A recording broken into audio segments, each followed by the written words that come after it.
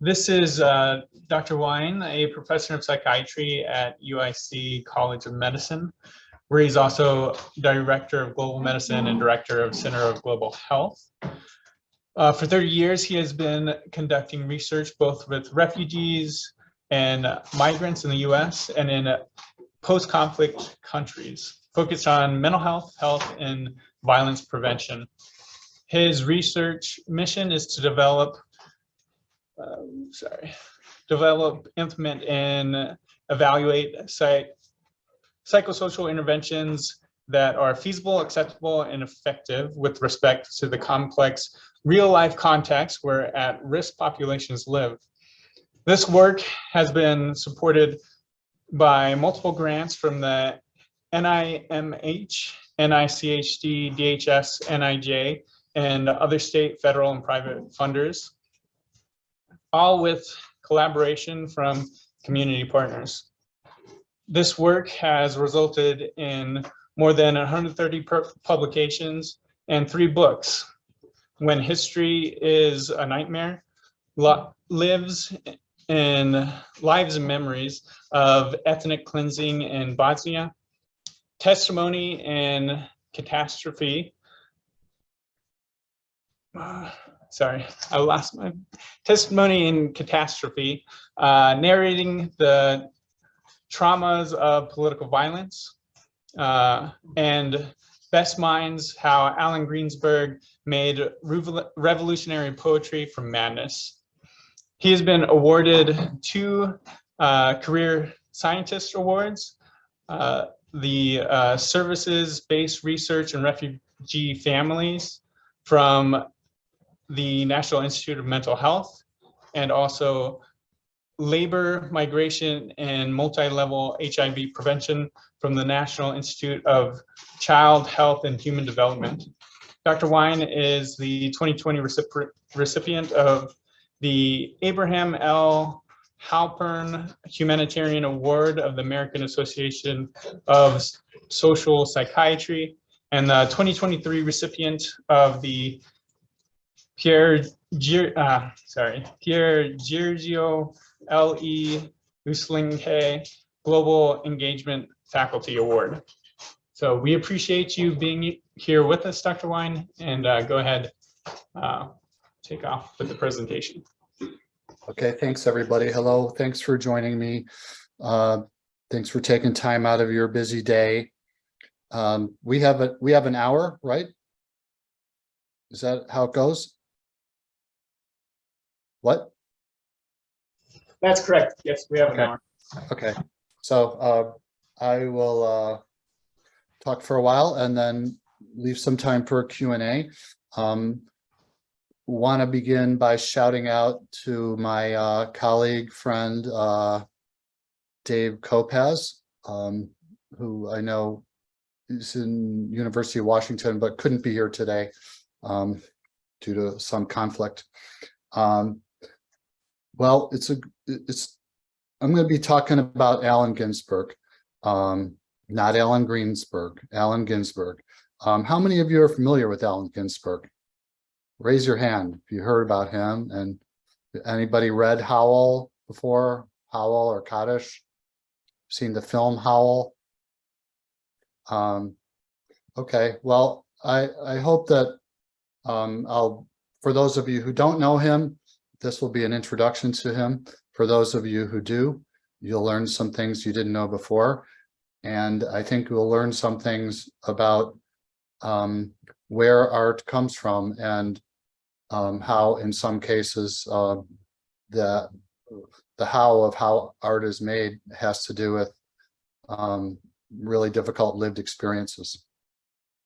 And I hope you'll consider reading the book, which I think I hear is a good read. This is Allen Ginsberg. The Allen Ginsberg the world knows. This is Allen and Haight-Ashbury at the Human Being in, I think, 1965. That's him reading Howl to a group of protesters, I think, at the Democratic National Convention, 1968. Allen was one of the most famous poets in the world. came up in the generation of beat poetry, along with Jack Kerouac and William Burroughs and others in the 1950s. Allen died in 1997 at age 70. And I got to know Allen, as you'll hear about, and that's what led me into this kind of project. When Allen was also one of the leaders of the psychedelic revolution, along with Timothy Leary. This is a quote from Allen, where he's telling everybody above the age 14 to drop acid and to have a mass emotional nervous breakdown, which he saw as a key to making the world a better place. He thought it would end the Cold War. A few weeks before Bobby Kennedy was assassinated, Allen met with him and told him that he and Khrushchev should drop acid and the Cold War would be over. One of Allen's most famous poems is Kaddish, really his masterpiece, which we'll hear about a little bit later. In Kaddish, Allen includes these lines: "O glorious muse that bore me from the womb, gave suck first mystic life, and taught me talk and music, from whose pain head I first took vision. Tortured and beaten in the skull, what mad hallucinations of the damned that drive me out of my own skull to seek eternity, till I find peace for thee, O poetry, and for all humankind. Call on the origin." These are not just making up words. He is talking about his muse, who was Naomi Ginsberg, his mother, who I'm going to tell you about. But Naomi was diagnosed with schizophrenia, lived most of her adult life in and out of psychiatric hospitals, and died at Pilgrim State Psychiatric Hospital. And so Allen is saying, you know, that's where I got my inspiration from, was from my mother with psychosis. Allen, if you know anything about Allen, you would know that one of the most important events in his life was in 1948, when he had what he called his Blake visions. At the time, Allen was 21 years old, and Allen later said in a famous interview he did with the Paris Review that, "I heard a very deep earthen grave voice in the room, which I immediately assumed, I didn't think twice, was Blake's voice." William Blake, the poet and writer and graphic artist. So what's going on here? Well, at the time that happened, Allen was, at the time that those visions happened, Allen was 21 years old. He was he was a student at Columbia University. There's a picture of him, the guy in the gray or beige raincoat in the middle, young guy. And to his right is Jack Kerouac, to his left is William Burroughs. This incredible gathering of literary genius that was happening on this at Columbia University. Allen grew up in New Jersey. His dad was a high school teacher and an amateur poet. His mother had trained to be a teacher, but then couldn't teach due to her mental illness and admissions. When Allen was at Columbia, he and these guys came up with the idea that they wanted to hatch the new vision. And what's the new vision? They wrote about it in their journals. They talked about each other. They said, we want to take in the world as it is without ordered rational preconception, then create an entirely new order and consciousness. Not sure exactly what that means. I don't know if you could tell me what that means, but they wanted to kind of like remake things, and they were rejecting much of what bourgeois middle-class society had to offer. So it was really up to Allen, who at that time was an unpublished, aspiring novelist and poet, and Jack Kerouac, who was writing a lot.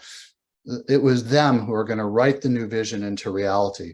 And then all of a sudden, at age 21, Allen goes to the Museum of Modern Art and he sees this painting by Cézanne of the sea in Marseille, off of Marseille, and he says, while I'm standing in front of this painting at the Museum of Modern Art, he starts to feel shimmerings. He starts to feel like he thought he might be having a seizure or something like that. He didn't feel normal. A day or so later, he's staying at his apartment. He was subletting an apartment from a divinity student, a Columbia divinity student, who had a lot of religious books on the shelf. And Allen is reading those books, all about the saints and their visions and stuff. And he has William Blake's book. And this is William Blake, The Sick Rose, from Songs of Innocence and Experience. And he reads The Sick Rose, and all of a sudden, he has this vision. Okay, this is the moment in which he has this vision. And so he writes a letter to Jack Kerouac at the time, saying, I can't forget what I have seen, something dreamlike and white, ardennesque, ghostly about us. The unreal has become for me the most real now. He writes to his friend Neil Cassidy, I've had moments of absolute, valid, literal knowledge. I have seen the nightingale at last. Allen feels like something incredibly important has happened to him and for the world. He feels like he's seen God, and it's his job now to share that vision with everybody else so they can have it too. So he starts telling people in bars about it. He goes up to friends about it. He tells his father about it. He tells his father's like, stop thinking like this. You know, you're going to end up like your mother, Naomi. And his father was really worried that maybe this is the first signs of psychosis that are coming on. Allen says, no, this is like the best thing that's ever happened to me. And he starts writing visionary poems in the vein of William Blake and others. And he feels like if people read these poems, then they will have visions too. So one of the poems he writes is 2 sonnets, and I'll read this to you. I witness heaven in unholy time. I room in the renowned city, am unknown. The fame I dwell in is not mine. I would not have it. Angels in the air serenade my senses in delight. Intelligence of poets, saints, and fair characters converse with me all night. But all the streets are burning everywhere. The city is burning, these multitudes that climb her buildings. Their inferno is the same I scaled as a stupendous blazing stair. They vanish as I look into the light. Needless to say, these poems didn't set the world on fire. You know, he couldn't get them published. They didn't, you know, make people have visions. I want to set this in a certain context. One of the things I noticed when I first started thinking about this and talking with Allen about this was that when Allen, remember that quote I read to you earlier about his visions, the first quote, it said, I heard the voice of Blake. But none of the other letters or journal entries or poems that I found that were contemporaneous with the visions talked about hearing the voice of Blake. They said I had a vision. And so that was in 1948 in red. So it's very interesting to me that not until that interview actually happened in 1965. That's on the right hand, on the bottom right, I mentioned that. And then there were a few prior attempts in 58, 61, where Allen was writing things. And these are the first ever mentions of Blake's voice. All the other time it was, I've seen God, or the world opened up like a flower, or I saw a light. I think the difference is very important. I don't think that's a trivial difference. So we'll come back to that. What I also discovered is that that the visions came in the context of a lot of other life events. And I'm going to tell you a little bit more about those. So I want to talk about Naomi. So as I said, so Naomi was first hospitalized in 1931 when Allen was 5 years old, and she was hospitalized at New York's, what's it called? Cornell Westchester Hospital, used to be called Bloomingdale's in White Plains, New York. Fancy private hospital. And then she went into the state system because the family couldn't afford it. So she was in and out of many hospitals in New Jersey and then New York. Naomi came to the US as an immigrant from what's called the Russian Pale. It would be like around Minsk, Ukraine, Belarus kind of area. She came in, I think, 1894. I think she came to the, no, she was born in 1894. She came like when she was 10 years old. Excuse me, wrong. She came when she was like 5 years old to the US. And the family lived on the Lower East Side of New York City. They had a candy store on Orchard Street, if any of you have ever been down there. Eventually, she made it to New Jersey. She married Lewis, and then later studied to be a teacher, and then developed these kind of psychotic symptoms. Fast forward to 1947. She's at Bellevue Hospital here in the emergency room. Allen had sent her there because she was getting very agitated and kind of psychotic. And here she's being evaluated by the ER psychiatrist. And she says, you know, I'm ill. I've become spiritually or practically, excuse me. I'm really sorry. I messed something up.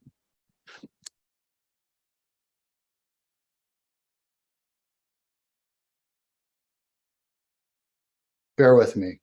I just went out of sequence. It's hard because I'm giving you a nonlinear talk on purpose, but I got nonlinear, even more nonlinear than my nonlinear talk.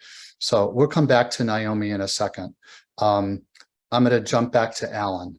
Okay. So I told you Allen was writing these visionary poems, right?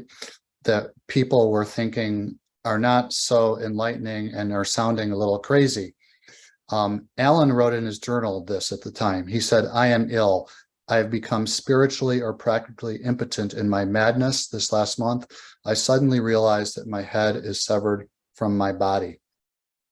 Allen was living with a guy named Herbert Huncke, who was a kind of minor beat character. He wrote poetry and books. He was also a junkie. And living with a couple other junkies. So they lived in a house full of stolen goods.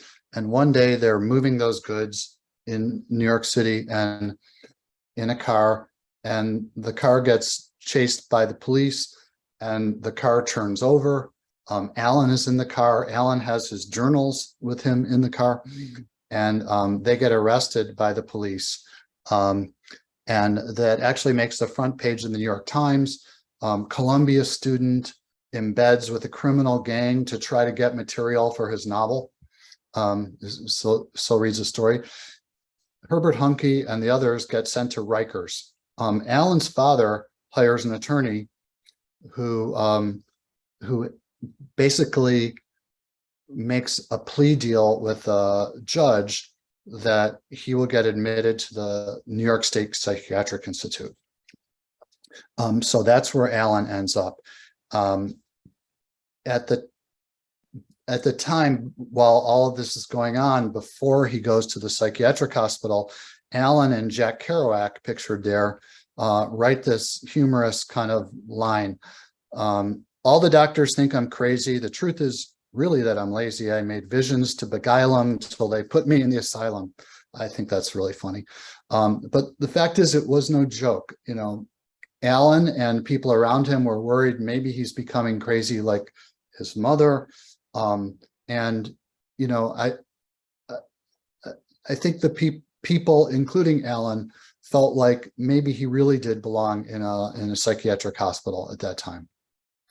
So now I want to flash back to Naomi. That's Naomi in better days with Lewis, Allen's father. This is Naomi in worse days. This is actually About a week before Naomi died, Eugene, Allen's brother, Eugene, is visiting Naomi at Pilgrim State Psychiatric Hospital. That's behind her. They're like walking out in the yard in front of the hospital. Look at how distraught she looks.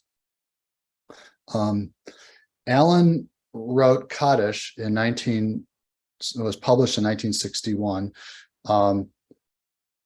And Kaddish is an elegy to Naomi. It's a poem of 36 pages that Allen wrote in a 40-hour marathon, one writing through.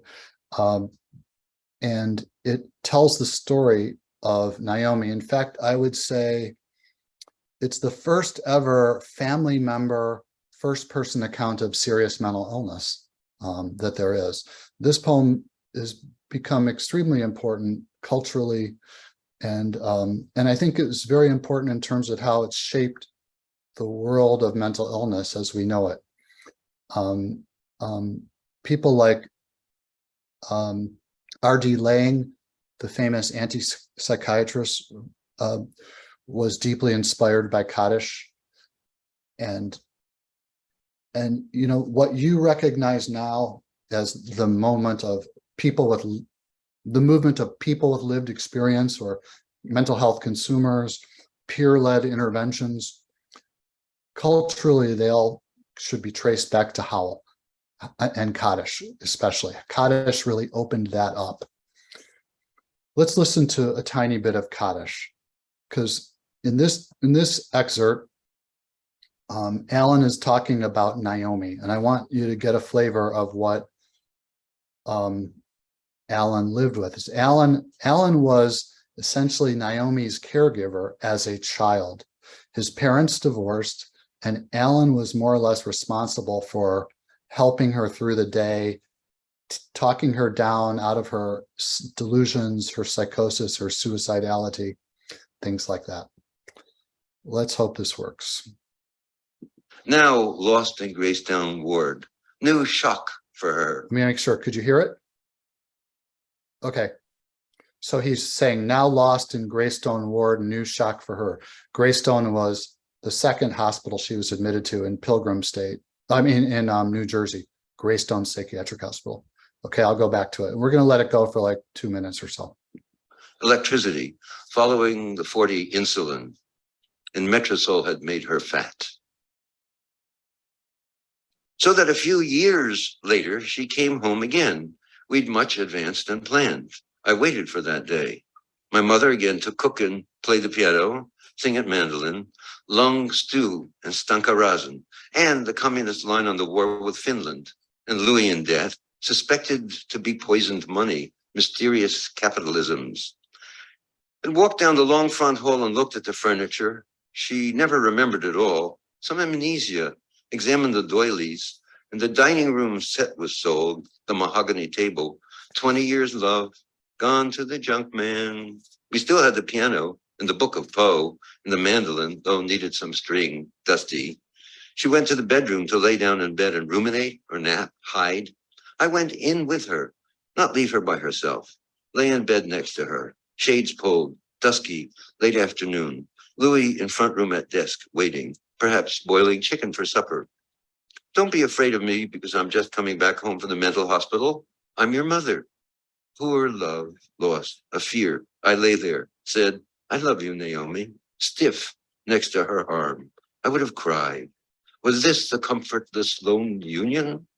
Nervous, and she got up soon. Was she ever satisfied? And by herself sat on the new couch by the front windows, uneasy, cheek leaning on her hand, narrowing eye, at what fate that day, picking her tooth with her nail, lips formed an O, suspicion, thoughts old worn vagina, absent side glance of eye, some evil debt written in the wall, unpaid, and the aged breasts of Newark come near. May have heard radio gossip through the wires in her head, controlled by 3 big sticks left in her back by gangsters in amnesia through the hospital, caused pain between her shoulders into her head. Roosevelt should know her case, she told me, afraid to kill her now that the government knew their names, traced back to Hitler, wanted to leave Louise' house forever. One night, sudden attack, her noise in the bathroom, like croaking up her soul, convulsions and red vomit coming out of her mouth, diarrhea water exploding from her behind, on all fours in the toilet, urine running between her legs, left retching on the tile floor, smeared with her black feces, unfainted. At 40, varicose, nude, fat, doomed, hiding outside the apartment door near the elevator, calling police, yelling for her girlfriend Rose to help. Once locked herself in with razor and iodine, could hear her cough in tears at the sink. Lou broke through the glass green painted door. We pulled her out to the bedroom. Then quiet for months that winter, walks alone, nearby on Broadway, read Daily Worker, broke her arm, fell on icy street, began to scheme escape from cosmic financial murder plots. Later, she ran away to the Bronx to her sister Eleanor. Okay, I'm going to stop there.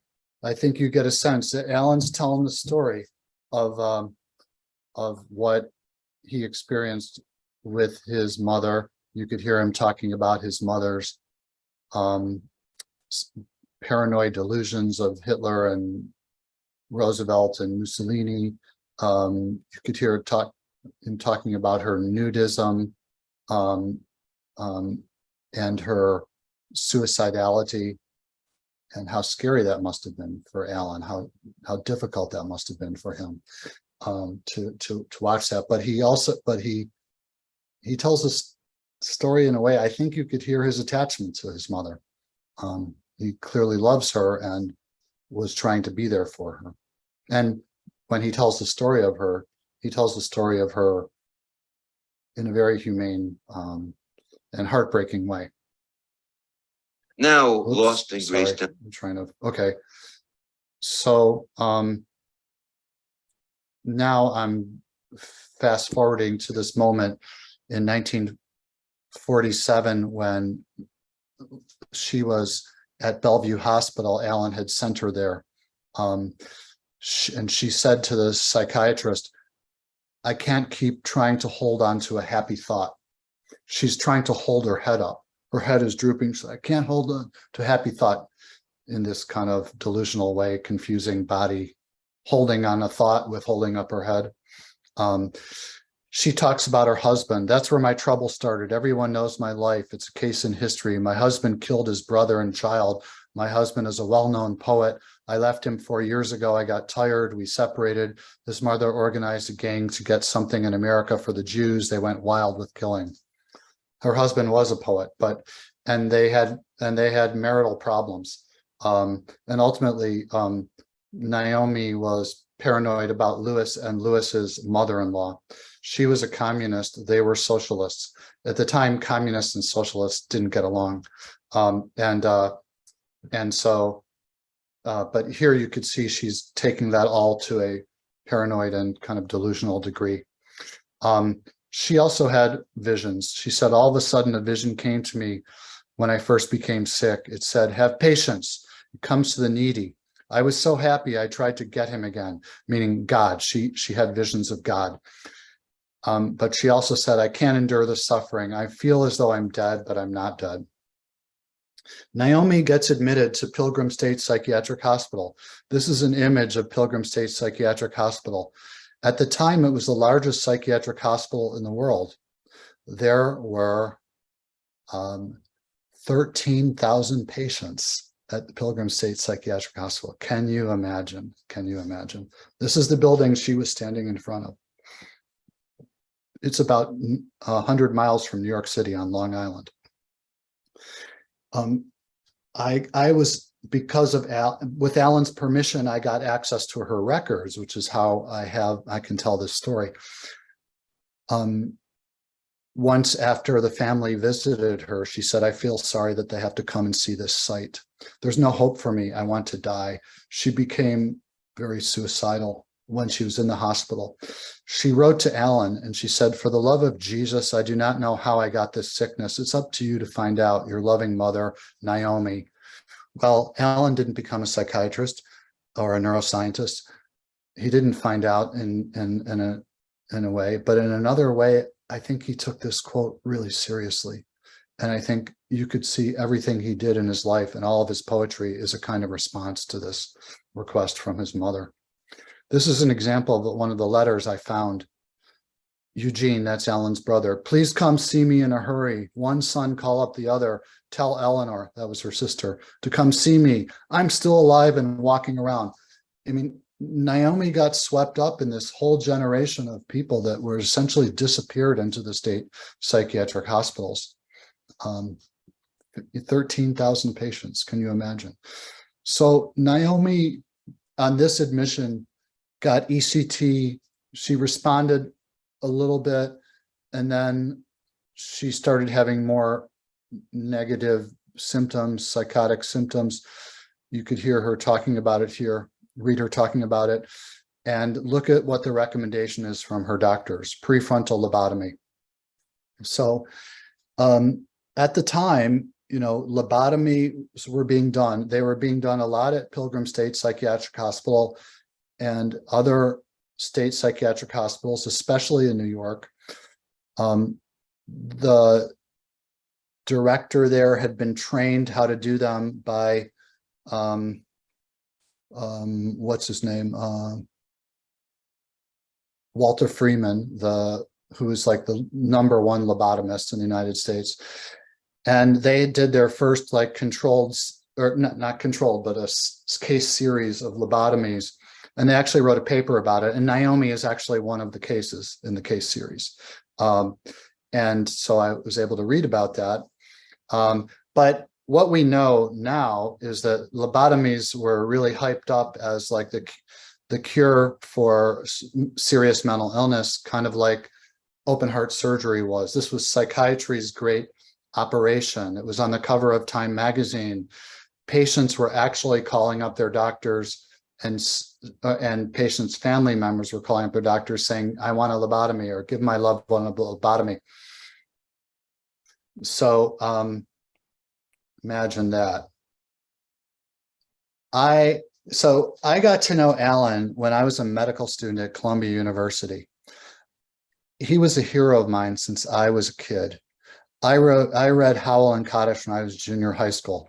I thought they were the greatest things ever written.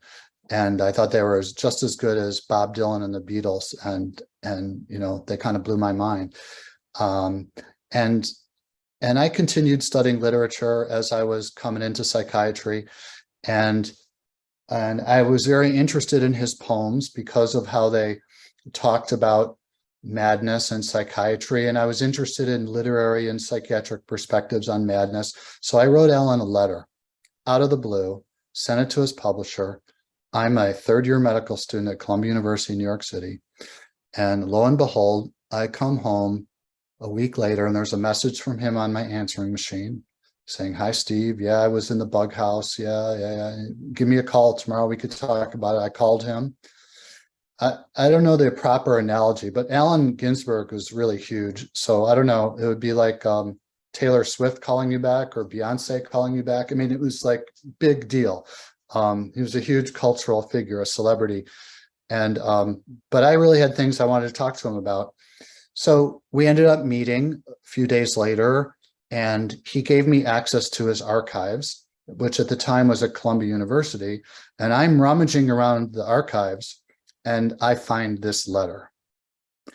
This is a letter written to him from the director of Pilgrim State Psychiatric Hospital. Please be advised, your mother was seen in consultation with the director. It was decided her mental condition is serious enough to warrant a prefrontal lobotomy. If you're interested in more details, blah, blah, blah, you talk to the doctor. Otherwise, you can just sign and return the form. Okay, that's how they did it in those days.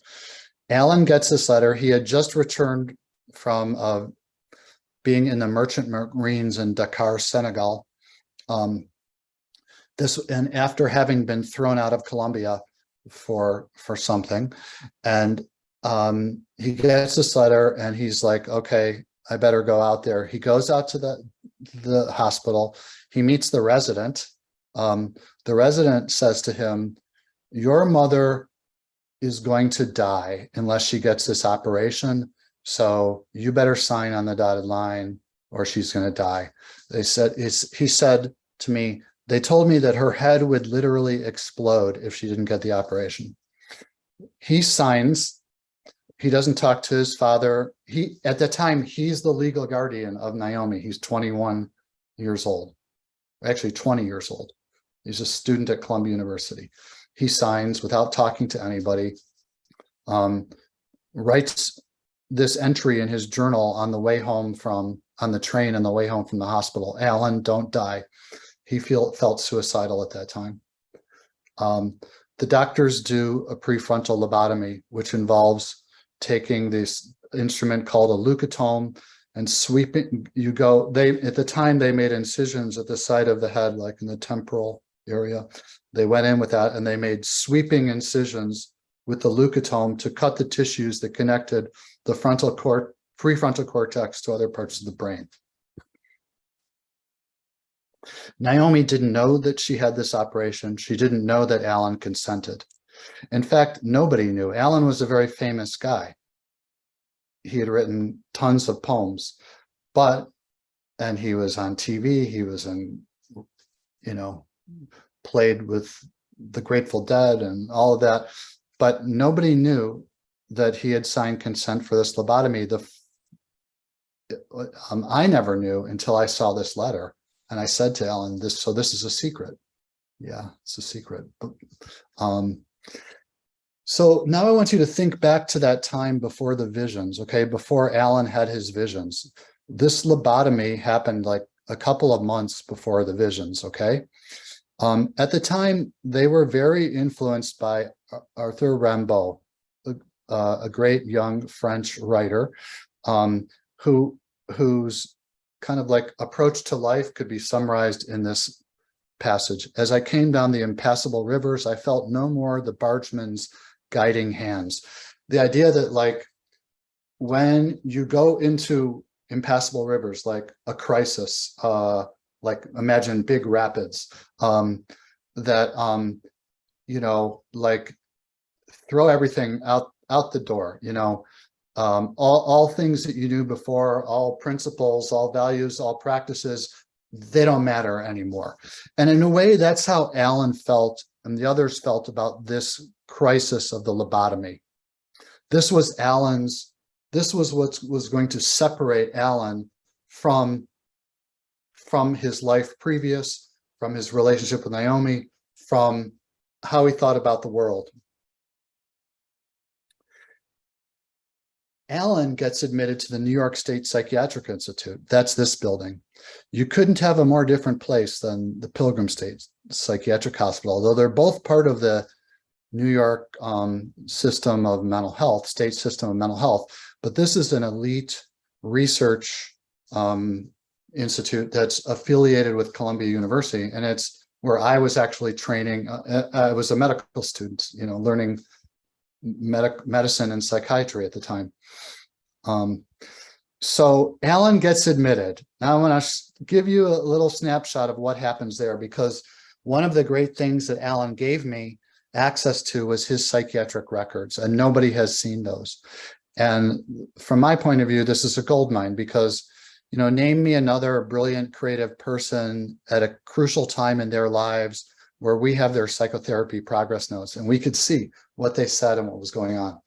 So look at this. They did a Rorschach on him. They said he was brilliant, but autistic schizophrenic. His unconscious seems to be extremely conscious. Kind of interesting. He was diagnosed with this diagnosis, which I don't think you use anymore. We don't use anymore. I don't think you've ever heard of it. Pseudoneurotic type schizophrenia. This was a diagnosis that was derived by this man whose name is Paul Hoke. He was the head research psychiatrist at Columbia at the time.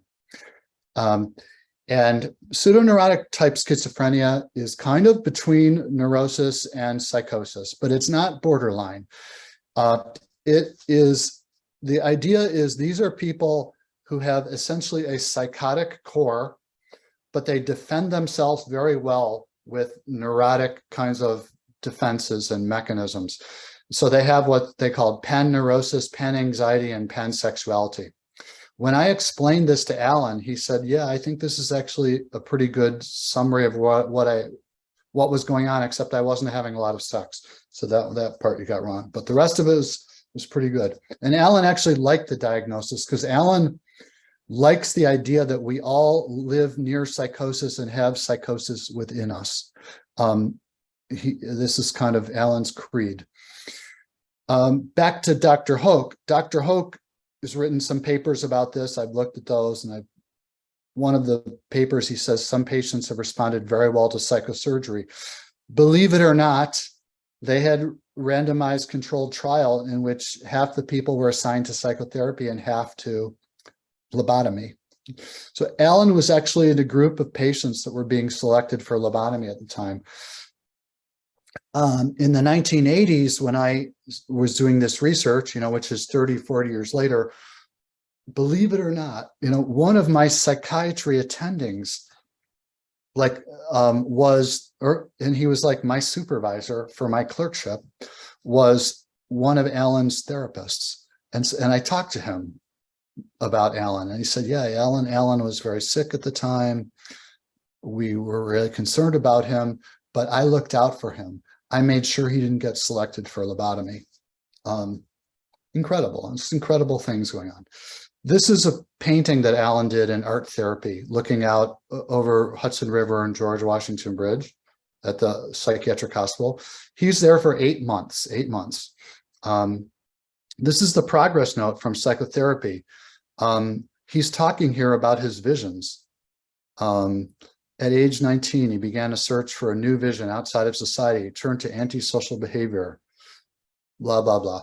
This was written by a resident. Could you imagine one of you writing this note for the Allen Ginsberg who walks in your door tomorrow?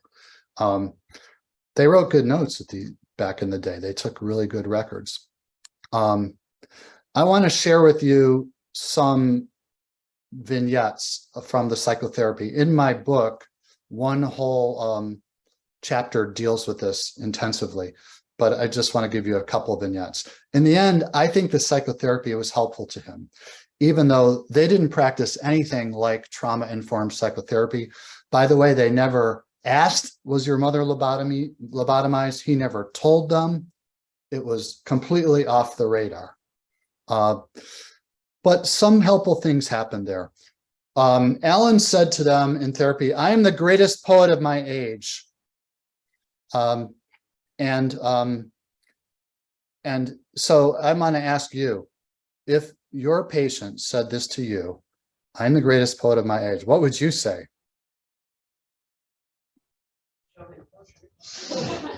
What? Are they manic? Is what happens. Are they manic? Okay. You could ask that. Allen was not manic. What else are you going to ask? Now, what would you ask? This is in therapy.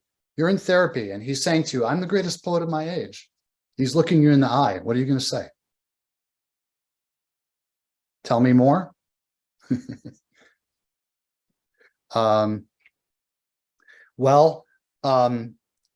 Actually, I think his first therapist was dumbfounded and didn't know what to say. But something really funny happened. The therapist was taking notes of the session, and there was a knock on the door, and the therapist had to leave the room for a second. And when the therapist did, Allen looked at what he was writing, and he saw, I am the greatest poet of my age. And so the therapist walks back in the room, and Allen's like, that sounds pretty paranoid the way you have it there, doesn't it? And so in a way, the psychiatrist made a very unwitting, unintended interpretation that was pretty good, because he got Allen to take a perspective on his own grandiosity and to say, wait a second, maybe this is a little bit much. A lot of people struggle with grandiosity. Grandiosity is one of the key symptoms of early break psychosis or schizophrenic kind of psychosis, or I suppose bipolar. And so can you help the person to rein in their grandiosity, or is it of a dimension that you can't? The therapist worked with him on that, and I think that was very good. Well, I might have said, like, show me your poems. Let's look at your poems. I want to see, what do you do to explain to me? What are you doing in your poems? How's that going? With respect to his visions, one of the therapists wrote, again, when it was suggested the unusual intensity of experience may be a state in which his usual intellectualizing defenses were not operative, Allen was disappointed. He wanted these to be considered special and prophetic states. So he wanted them to say, oh yeah, obviously you've seen God. Obviously you are a prophet. Obviously, share your visions with us and, enlighten the populace. And, but they didn't say that. They said, okay, big deal, so you had some intense experiences. So do other people. It's what you do with it that matters. You want to write poems about it? Let's look at the poems. You're trying to communicate this to other people. How are you communicating? How's that going? And this got through to Allen. This got through to Allen a lot. I think it was very helpful. Allen also had a very kind of, say, dualistic notion of you're either insane or sane. You're either mentally ill or you're not mentally ill. And that was another thing they worked on in the therapy, where, things like visions and madness are not so dualistic. Allen also talked about his mother often exposing herself and demanding husbandly responses from him. The therapists were, in my opinion, far too focused on Freudian sexual issues, and they didn't really understand this as a kind of, or what Leonard Schengold talks about as a kind of soul murder of sexual abuse, and a kind of traumatic experience for the child being exposed to such adult sexuality. The other issue that came up was his being gay. Allen was essentially capitulated to the views of the era and said, one of my biggest problems is being gay. I want you to fix me of that. And the therapists, to their credit, didn't buy that, even though it was very much viewed as an illness or a symptom of an illness. But their position was summed up in this quote: does being homosexual mean you have to take the extreme social risk you have taken? And one of his therapists had a very helpful conversation with Allen's father, saying to Allen's father, basically, you need to tolerate this because this is part of his illness, and you can't condemn him for a symptom of his illness, and you need to accept it. And I mean, that wasn't exactly like telling Allen you can be gay and be comfortable with it, but for back in those days, this is pretty bold. And Allen said this was very helpful to him. And by the way, the therapist who said that got fired from the case the next day by Allen's father, who went to the unit chief to complain. What's the psychiatry resident doing saying this, that being gay is okay? Allen, at the end, Allen said to me, they certified I was mad, more of a real neurotic who is pseudo-psychotic, you might say, playing with words. How much time do we have left now? Give me a read on. 9 minutes left. That's too bad. There's a lot more to say, but I'm going to fast forward then. Allen spent the next 5 years writing about his experiences a lot at the Psychiatric Institute. He wrote some poems when he was there about a character called the Shrouded Stranger, who's represented here, who's kind of like a boogeyman. And the therapist interpreted this as like, this is your version of your mother. She's on the one hand seductive, on the other hand terrifying. But he represented as this kind of mythical figure, the Shrouded Stranger. Well, over time, Allen started collecting other kinds of experiences and writing other things, influenced by his mentor, William Carlos Williams, that were all circling around the idea of madness, but more like madness as lived experience, not as like a legend. So he started what he called a stranger project. He would walk around the streets of New York and he would find people who are obviously homeless or mentally ill and then write portraits of them like this.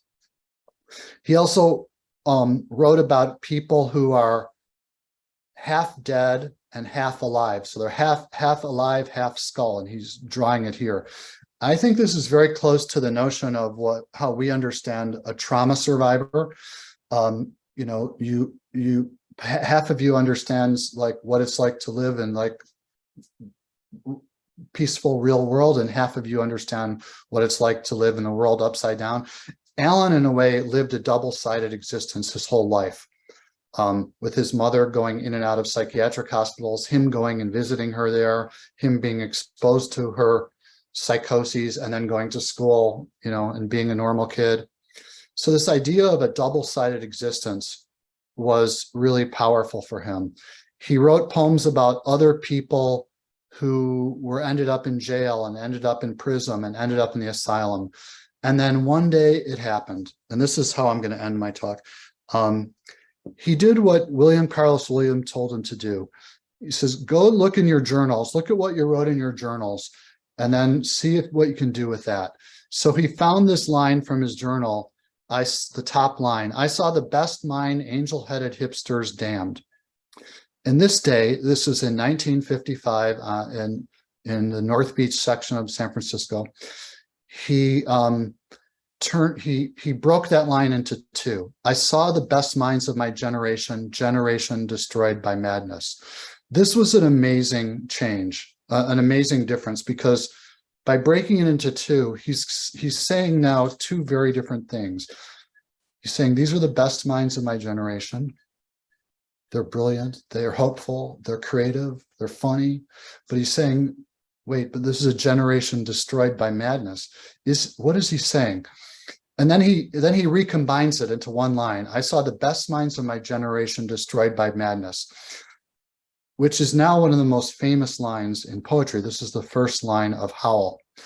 And it's an amazing multi-positional statement that he came up with, which to my mind says, like, okay, maybe these are the best minds of your generation. This is your generation, the younger generation that thinks it's the best, that thinks it's the most brilliant, but it's being told by institutions around you that it doesn't deserve to exist, that you're crazy, that it's worthless. Or is he also saying that they became best minds because they've been destroyed? So is this like post-traumatic growth, like, or is this like madness leads to brilliant visions? So there's a lot of different positions in this one line, very amazing line. And so Allen wrote this one line at his desk like that, and all of a sudden the floodgates opened, and Allen wrote this amazing poem, Howl, in one session. Let's just listen to like the beginning of it, and then we'll wrap it up. Let's see. Hope this works. Okay. Actually, you know what I want to do? I think I have another one here. There's another one. Yeah, I want to play this one. From 1956 reading. Howl for Carl Solomon.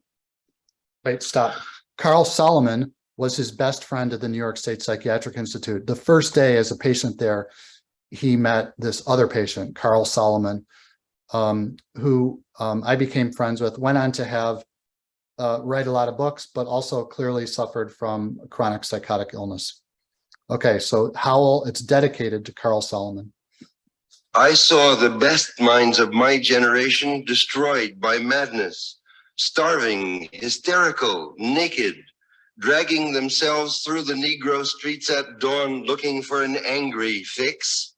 Angel-headed hipsters burning for the ancient heavenly connection to the starry dynamo and the machinery of night, who poverty and tatters and hollow-eyed and high sat up smoking in the supernatural darkness of cold water flats, floating across the tops of cities, contemplating jazz, who bared their brains to heaven under the L and saw Mohammedan angels staggering on tenement roofs, illuminated, who passed through universities with radiant, cool eyes, hallucinating Arkansas and Blake light tragedy among the scholars of war.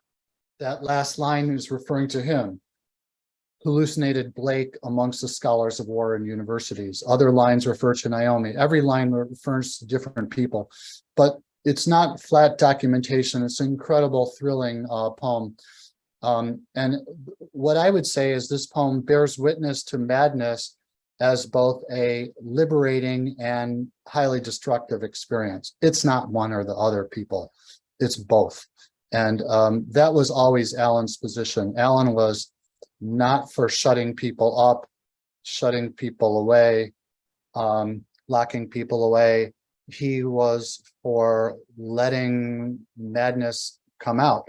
On the other hand, he was not anti-psychiatry at all. He was very much in support of psychiatry. He sought psychiatric treatment later in his life, and he became a mentor to me as a young psychiatrist. But he believed in a psychiatry that was reformed and more humanistic and more tolerant. So I hope I've given you a taste. If you want to share more, then I hope you can check out the book. And I can stay as long as you want to answer any questions you might have. And if you don't have time and you want to email me or call me, I'm happy to chat with you. Thanks. Thank you very much, Stevan. I have one comment. I mean, this is fantastic stuff. You almost set off a manic episode in me. I've been scribbling like crazy. This is one of the most important poems of the 20th century. The opening lines are some of the most famous lines in poetry.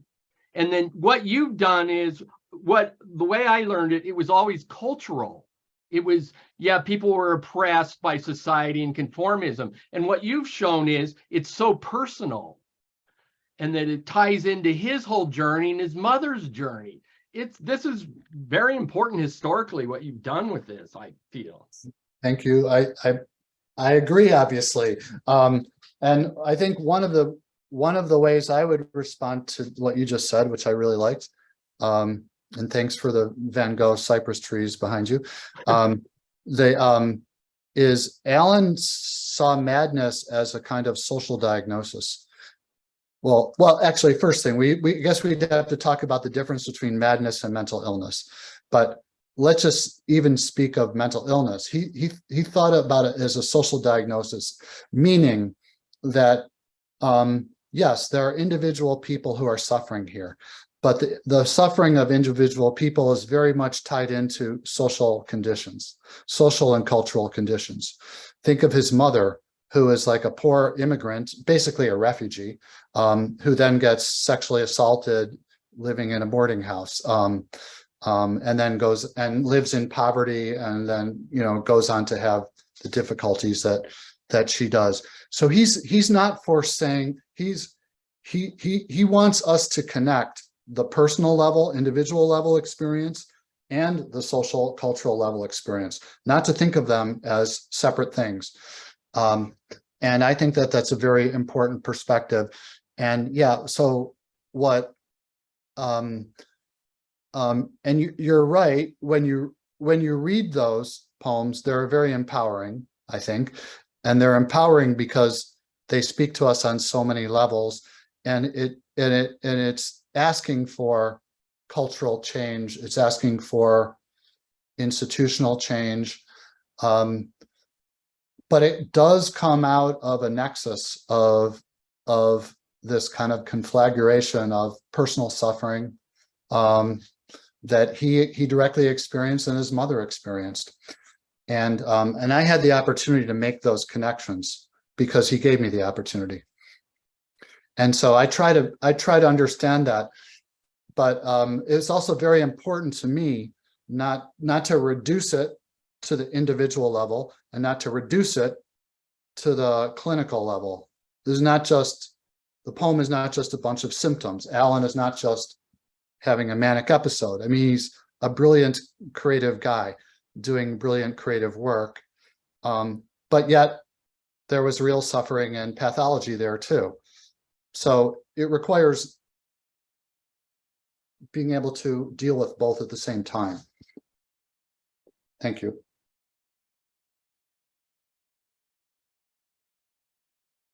Any other comments or questions?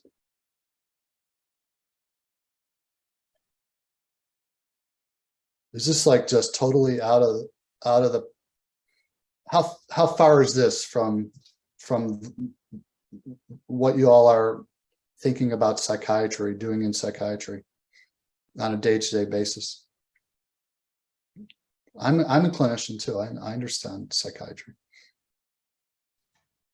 I'll just make a brief comment, and people may have to step out because we're over time, but I really appreciate this talk. And to your point about how far this is from what we do on a day-to-day basis, I was thinking as you were talking about Kay read Phil Jameson's biography of the modernist poet Robert Lowell.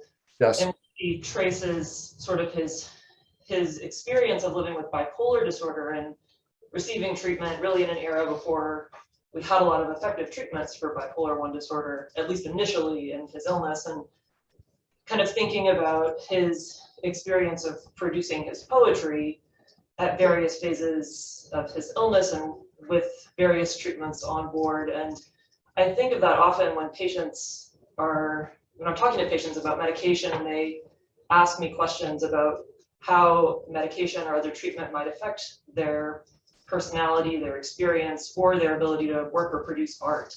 And so I think it does speak to that piece of things, which is very relevant to something that we all think about within our practice.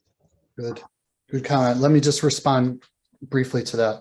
First, Kay Jamison's work is fantastic, and I highly recommend that to you. But I don't think that describes Allen. I don't think Allen was bipolar.